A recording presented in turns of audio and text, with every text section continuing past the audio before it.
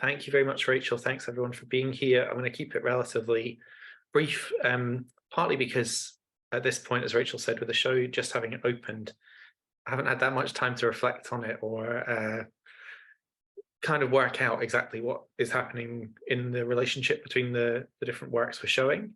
But I'm really excited to be thinking about that through the program of events that we've got coming up and with the artists and with our audiences as the show kind of gets seen by people and thought about. So I'm going to maybe focus more on what I was hoping to do or trying to do as I was putting it together. It's very much a kind of work in progress in terms of reflecting on how to talk about it. So the foundation really for the show is the Hunterian's recent acquisition of 3 works by Lis Rhodes, who is a really important pioneering experimental filmmaker. She's been really central to the development of artist film in the UK from the 1970s to the present.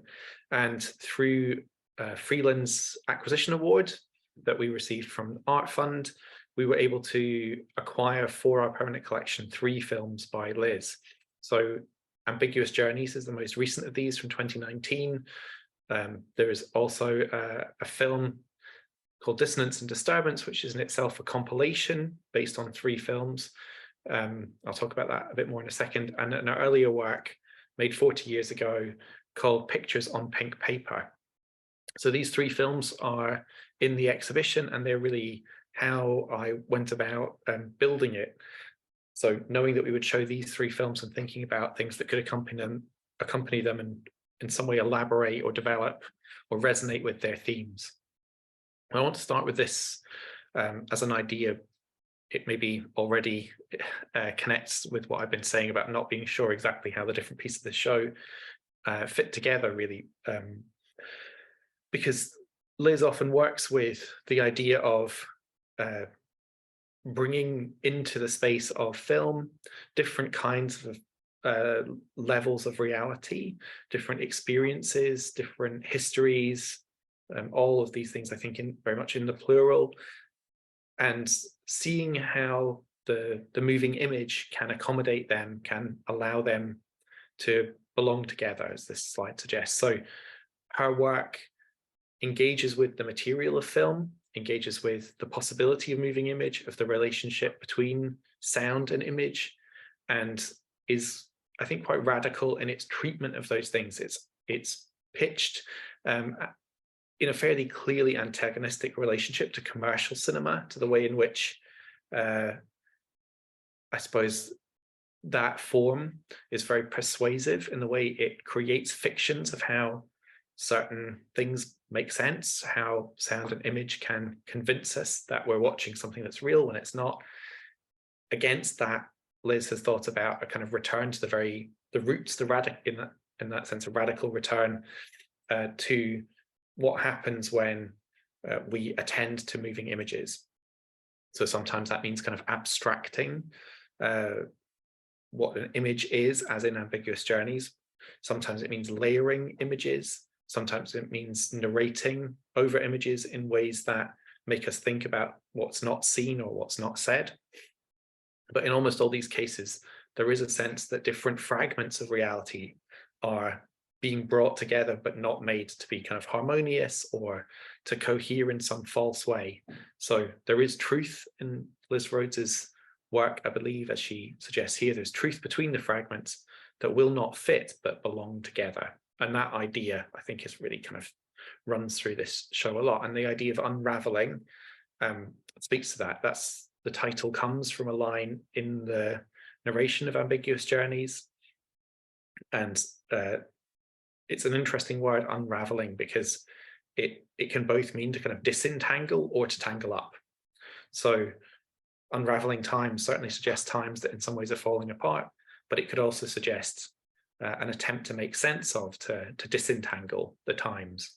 And in its address to forces of power, of particular relationships between politics and capitalism, I think the work is trying to disentangle and to unravel or make sense of the way we experience reality. Sometimes those realities are very uncomfortable ones. So in Dissonance and Disturbance, we see a compilation of 3 previous films made by Lis Rhodes: Cold Draft, In the Kettle, and another film called Whitehall. And they together think about a kind of history of Britain in its recent past. And for me, the film centers on a sequence from In the Kettle, in which we see a political protest taking place in London, in which the police use this controversial tactic of kettling, of keeping protesters in a tight group which they're not allowed to leave, increasing their discomfort. And we also see them arresting protesters. And we hear and see that Lis, as the filmmaker, is within this kind of situation, within the kettle, and the images she's able to make are, of course, deeply affected by the fact of that situation. So it's not a kind of cinema from the outside of fictitious events, seen at a distance, seen dispassionately. It's absolutely the moving image filmed from within the political protest, in this case, from a situation that the filmmaker is deeply connected to. And the dissonance and disturbance of these political realities are felt in the way the film itself is structured, how it's made, and how we experience it. And then this earliest work I alluded to, Pictures on Pink Paper, in a way takes us back to the politics that was foundational, I think, for Lis Rhodes, which was a feminist politics, questioning the way in which class and gender intersected, thinking about, as her very important essay of 1979 says, whose history gets told within the histories of moving image, and so on. And Pictures on Pink Paper is I would say, a kind of feminist essay film in which we understand the images we're seeing to be kind of continually undercut by a narration that asks really fundamental questions about how who they belong to, how notions of the natural and nature are used to subjugate women. And so it's a film that really asks us to think about language and image and how they intersect, and about, as I said, class and gender and power and how they intersect. Whose History was an essay that Lis wrote for the catalogue of an important exhibition at the Hayward Gallery on the history of experimental film. And it is a kind of dissenting voice within that context, pointing to the ways that art discourses, theoretical discourses, had not addressed the systematic exclusion of female creators from the spaces of cinema and experimental film. And I'm just going to quote one little fragment from it, which I think is so germane to Lis Rhodes' sensibility, and also to the way in which her work disrupts those kinds of histories that have excluded women.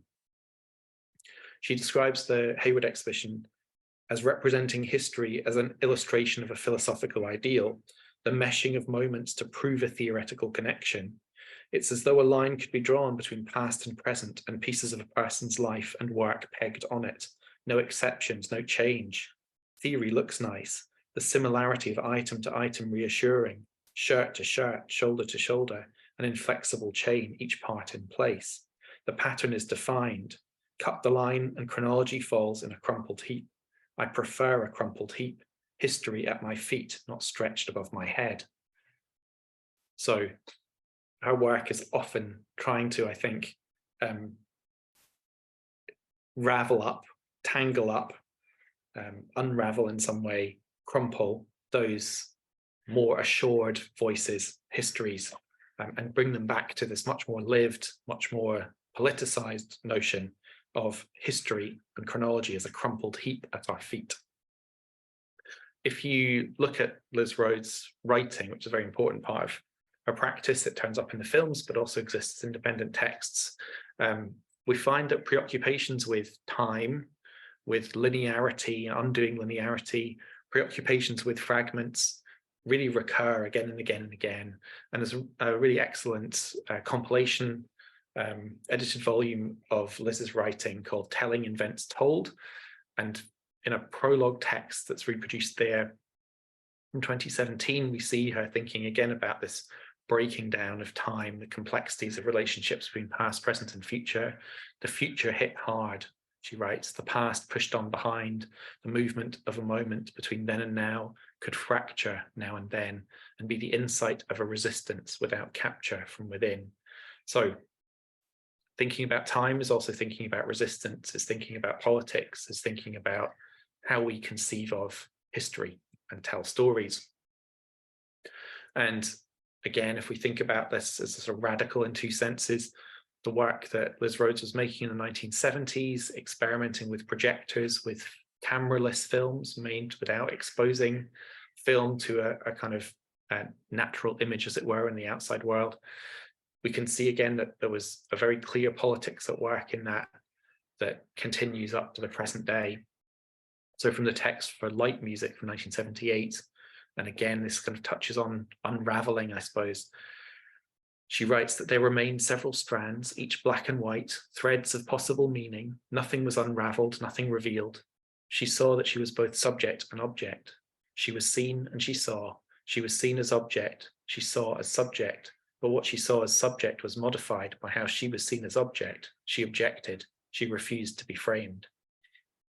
So again, hopefully you can see this idea of this allusion to film, to the strands of black and white that are threads of possible meaning, to a feminist politics of seeing, and a notion of objection, resistance, and a refusal of framing. It's a kind of thread, I suppose, that runs through the work from the 70s again to the present. So with Lis Rhodes's 3 films as the foundation, I wanted to kind of connect the threads of those works up with things that are happening in Glasgow today, and to see the resonances that might emerge between ways of tackling politics in some contemporary practice here. So to that end, Unravelling Times also includes works by 3 Glasgow-based practitioners: visual artist Iman Tajik, photographer, curator, and writer Frances McKee, and artist, filmmaker, and musician Marie Copestake. And I'm just going to show you some of the works that these 3 have included in the exhibition, and talk about the connections to Lis Rhodes's work and what I hope is maybe happening in this connection that we've made kind of speculatively between them, because it's not that these are artists who are, for example, in some obvious way influenced by Lis Rhodes. It's more a sense of a possible affinity between what they are interested in and what she is doing. So in the order in which they appeared there, Iman Tajik is showing 3 bodies of work within the Unravelling Times show at the Hunterian. He's showing a selection from the photographic series The Dreamers, made in a residency with Devon Arts in Huntly in 2020.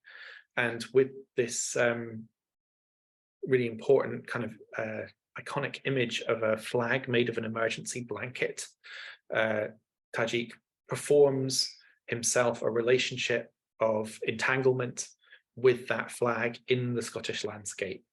His own experience as a person who sought asylum in the UK, as somebody who had to leave the country of their birth for reasons of kind of political oppression, creates a really obvious connection with the subject matter of ambiguous journeys, in which Lis Rhodes is really preoccupied by the fates of people who have to leave one location for political reasons and can be put into these very precarious situations of statelessness by that through legal and economic means. So we wanted to show Iman Tajik's work precisely to kind of elaborate and bring home to Scotland the political situations that Lis describes in Ambiguous Journeys. Again, kind of reflecting on his personal experience. In 2015, Iman made this work, Calais, which is a series of framed and unframed photographs, all of which kind of recapitulate or recapture fragments of experience of moving through the so-called jungle camp made by refugees and asylum seekers at the French coast. Often people waiting to attempts to enter the United Kingdom. And the idea of the border is something that is experienced very differently, say for an EU or UK passport holder and a person seeking asylum, is a key concern in Iman Tajik's work. So we see the border here as something experienced by individuals in very different ways, whereas goods can move easily, at least in 2015 they could, across the border. For individuals seeking asylum, it's a very different situation, of course, and they're often hoping to kind of enter into those spaces, those transports that move goods in order to cross borders. But as we know, that's an incredibly dangerous thing to do. So these photographs bring to a very human level, a very individual level, that experience that many thousands of people have a very extreme exposure to the politics of the border. And then again, bringing that back to Scotland and sharing it with others happens in Iman Tajik's project Bordered Miles. It was commissioned by Glasgow International in 2021. It's a collective walk that uses, again, that emergency blanket as a flag for those seeking refuge or asylum, and with an audience that's invited to join the artist. It creates a walk from Glasgow city centre to the Dungavel Immigration Removal Centre, which is a UK Home Office facility run by a private contractor from which people are deported. So the work is a kind of a gesture of solidarity, I think, and again, a way of thinking about how the border is something that it can be internal to the UK. There can be these sites that create or perform the border, and that for different individuals, the border is experienced in different ways. And of course, this is a site that's outside Glasgow. It's not visible to most of the people in the city, but it is a fundamental reality in our landscape. And Iman Tajik was very interested in kind of making that connection, drawing a line between the city of Glasgow and a moment like the Glasgow International Festival of Visual Art and this ongoing reality that people are detained in facilities like this. Also with a sense of connecting a local situation to events around the world, Francis McKee has, over more than a decade, been documenting through photography political protests. This is one very close to home for those of us who work at Glasgow Uni, the student occupation of the Hetherington Research Club, when it was being taken away from that function as a postgraduate social space, being turned into kind of university offices and teaching facilities. So here you see the protesters marching down Gibson Street, and Francis has travelled the world in the period he's been making these works, and of course found that wherever he goes there are protests, different kinds, different political complexions, responding to particular urgencies in those situations, and often using the same kind of choreography of protest, the making of handwritten signs, upraised fists, gathering together in groups, staging blockades outside buildings, and so on. So he's interested in the connections between these and how people come together to make these demands, complaints, utopian sometimes calls, as a collective exercise. The work is inspired in part by the amazing project co-founded by the photographer and painter Humphrey Jennings called Mass Observation, which was an attempt to create a kind of anthropology or ethnography of British everyday life, to see what people did, and realizing that that was something that was relatively overlooked. So particularly starting in the town of Bolton, the trio who founded Mass Observation, through photography, through writing, through inviting volunteers to submit reports, tried to create this kind of anthropological understanding of who the British were in these everyday activities. And Francis, partly inspired by that, as I said, has been continuing that project, but looking at protest rather than simple everyday life as something that happens on the street, as something that's addressed to the gaze. So in the work that's included in the Hunterian, which is only a tiny sample of this vast photographic cache that he's established over that time, we see Glasgow in some very recognizable protests you might be familiar with. We see some protests in London, ongoing protests in support of the NHS. We see protests in Paris, the Nuit debout moment, protests in Istanbul, protests in Mexico. And as with Lis Rhodes's work, we're often aware that this choreography of protest is also an encounter with the way in which the state polices protest. So this extreme contrast between riot police with their armor, truncheons, shields, and helmets, and so on, and people creating sort of utopian, anarchic situations. This is from Taksim Square in Istanbul before the police came in to break up that protest. And finally, Marie Copestake's film A Love from 2019 is paired with Lis Rhodes' Pictures on Pink Paper as an experimental film that shares feminist concerns, but uses a very, I think, very interesting variation on what Lis Rhodes's work does. It's not a polemic with a script. It's very tenderly filmed, beautifully filmed work, again, assembling fragments, showing a community or communities in formation through small gestures, often tactile gestures, both in the community in which Copestake lives, which is in the south side of Glasgow, and also in a kind of specially devised workshop kind of situations. So we see people handling material, we see hands taking notes, we see hands on phones. It is very often filmed kind of up close. It's in color, obviously, instead of black and white. It's got bits of improvised music on the soundtrack, and it's really thinking about how important and necessary community is and how community can be assembled out of small gestures of affinity and care.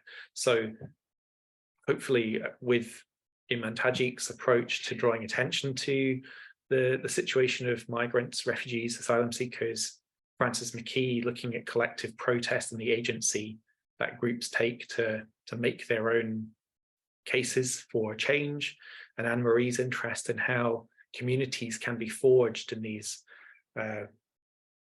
tentative, sometimes tender, but nonetheless very powerful and profound ways.